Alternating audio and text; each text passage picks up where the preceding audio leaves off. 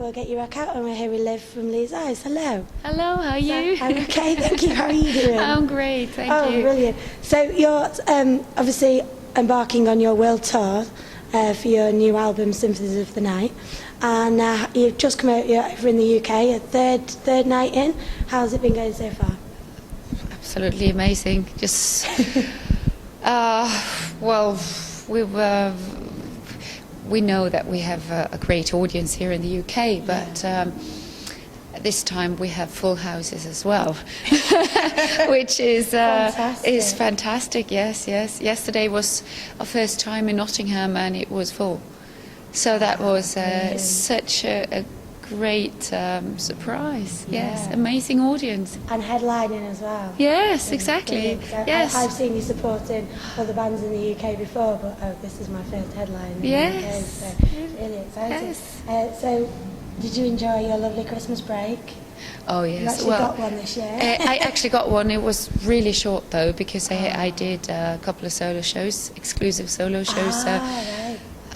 So I returned to Germany on the 23rd of December. Wow. So it was like, right, Christmas time, and we had like 2 days off, and then we had to, get ready, preparing the visa applications for the US tour, because by then we knew that the US tour is definitely going to happen. Brilliant.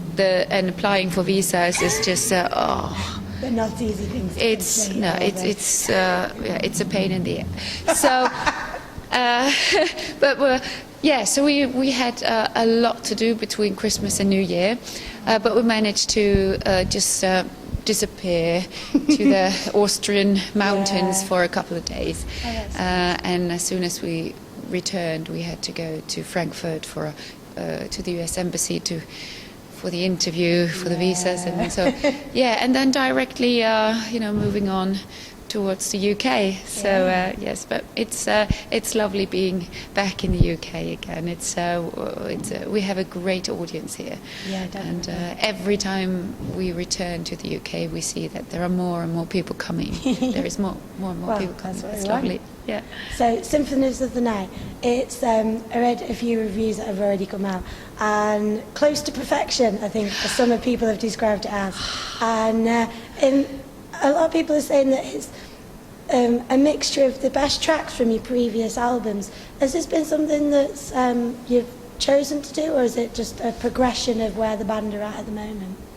Well, we just started from somewhere or nowhere, from nowhere actually, and I said, well guys, we have a 10 years anniversary, so actually we should try to produce and record an album which sums up everything, so that we have a round thing, a round concept. And so that was the only thing I mentioned before we started composing music and writing lyrics. So I basically let everybody just let in everything, any kind of influence into our music. So we went with a creative flow, and that's what happened. Yeah. But I have to say, I feel very comfortable where I am standing right now with Leaf's Eyes. Yes, Oh, brilliant. absolutely. So this is the perfect beginning for another 10 years of Leaf's Eyes. Fantastic. So when you're writing and obviously recording the music, how do you find the balance between yours and Alex's voices? Because obviously they're very different within the songs. Is that something you have to think about, or is it an evolution of the writing? It's actually the music itself which tells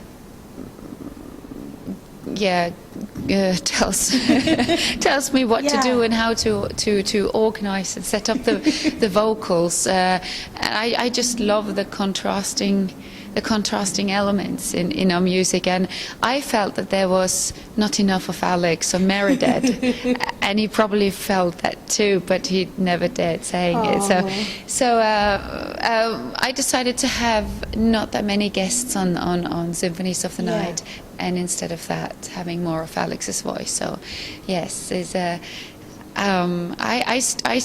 I still love the Beauty and the Beast concept with all the contrast in the music, and that's something. That's where I came from. That's what I invented in the mid '90s. Yeah, so I really I want to stick to that. Yeah, and I it's feel the comfortable with that. uniqueness of bringing in different genres as well. So it's, I know sometimes you get shoehorned, so to speak, into the symphonic metal side of it. Yeah, yeah. But there are a lot of Tchaikovsky, and I can't say that one, I'm sorry, classical influences, because I know Yes. you like your Tchaikovsky. Yes, And I do, obviously I do. You've got your Black Sabbath as well. Absolutely, So that's the music I grew up with. Yeah. Do you think it's important for people to have an eclectic part of music influences, just in general? Yes, definitely. Yeah, it makes you more, open-minded towards art in general. Yeah. And yes, I Black Sabbath was the first music I heard. My parents were very young when I was born, so I was drawn into this whole thing, and so I Black Sabbath is my main influence. Yeah, apart from Grieg and Tchaikovsky and Wagner. Yes, Montserrat Caballé, maybe, yeah. And nowadays, Mighty Toys from Elfenthal, I just think she is the most amazing singer. Right. Yes, Fantastic. and a great friend as well. So Lovely. she keeps teaching me dirty tricks every time we meet. I don't have the education she has. I don't have any musical education at all. I've always been singing. From a different background, rather Yes, than the I've musical side, just I've been singing my whole Natural life. That's ability. it. Yes.